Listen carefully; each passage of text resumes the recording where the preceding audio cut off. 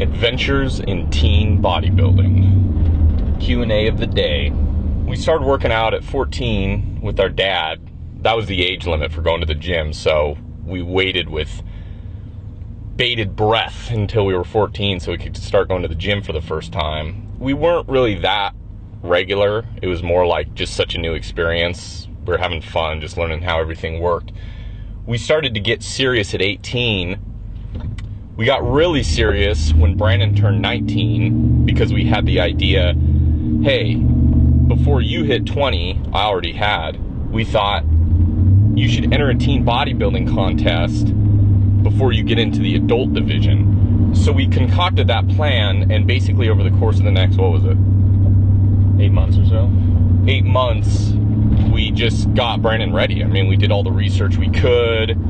We found what works, what didn't, and he got ready, you know.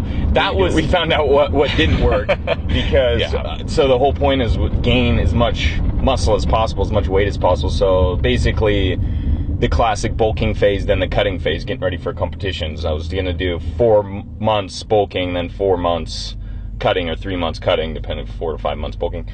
And initially started trying to gain weight and started with Klondike bars because the calorie content was so high, and I would have like 2 to 3 a night.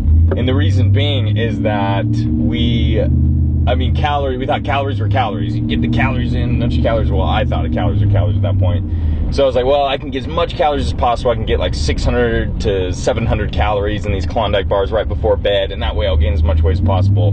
So like a week or so went by, and I remember getting, looking myself in the mirror, and yeah, my body fat percentage was rising a lot. So at that point I was like, well, I need to educate myself a lot more to see what calories do what, and what kind of breakdowns you need to actually gain muscle and try to keep as much body fat off as possible while you're bulking. So that's when, we were getting definitely more educated because we were doing research on it. We were looking up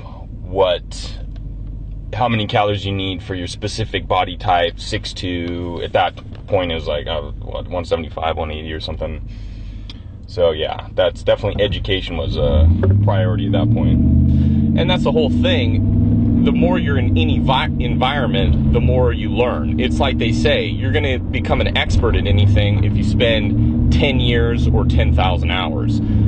You can apply the same thing to lifting weights and eating right. It's not necessarily going to take you anywhere near 10 years or 10,000 hours, but it just takes time to get to know your body, because everybody's body is different. That's the thing. You can listen to people, you can learn from people and apply those, and a lot of the times it works, but you're going to make little tweaks along the way, which is exactly what we did. The first big tweak being, obviously, you don't just have as many calories as you can all day long, because you turn into a little marshmallow kid, which is what we both turned into. And it wasn't good either.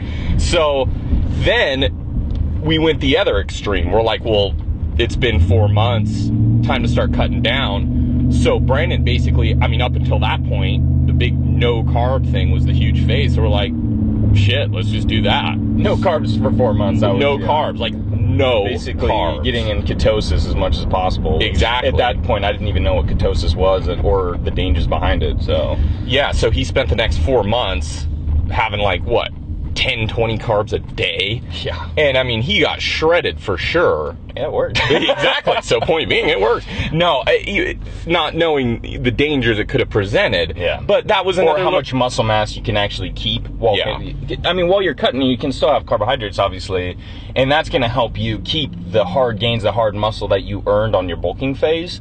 If you cut too hard, you're going to actually lose a lot of the hard work that you put into your bulking phase, a lot of the muscle. So that's another reason why you want to really be careful adjusting the right amount of carbohydrates, healthy fats, and proteins as well.